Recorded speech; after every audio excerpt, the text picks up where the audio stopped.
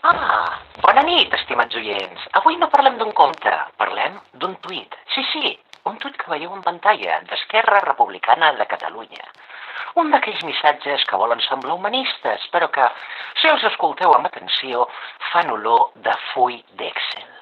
Ens diuen que sense migració no podríem pagar les pensions, que sense migració el sistema no aguanta, que necessitem gent.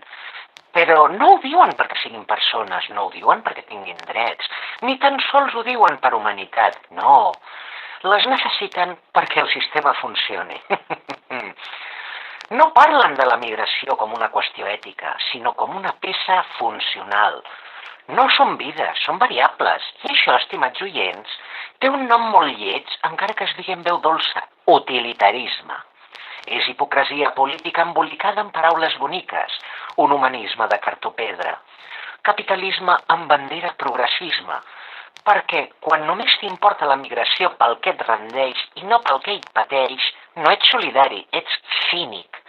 I ara sí, parlem del sistema. El sistema, aquest gran paràsit elegant, aquell que sempre surt guanyant, sempre. Vegem com funciona el miracle. Arriba una persona migrant, no importa d'on, importa que té gana i que necessita un sostre.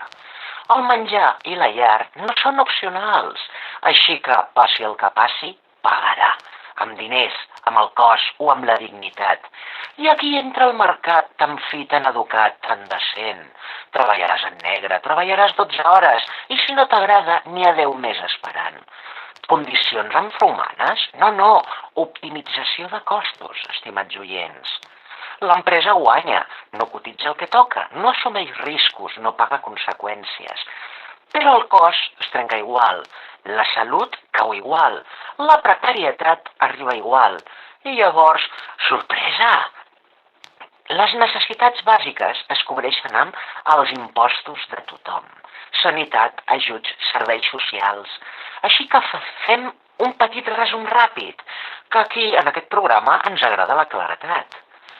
El benefici és privat, el cost és col·lectiu i la persona es converteix en una simple variable. I encara, tal com heu vist, hi ha qui diu: sense migració no podríem pagar les pensions. Meravellós! Persones convertides en solució comptable d'un sistema que no vol reformar-se. No és solidaritat, no és justícia social, és capitalisme amb careta humanitària.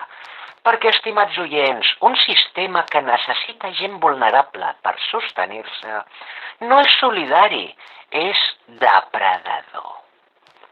I no, dir això no és atacar les persones migrants, és atacar el mecanisme que les explota i que després demana aplaudiments.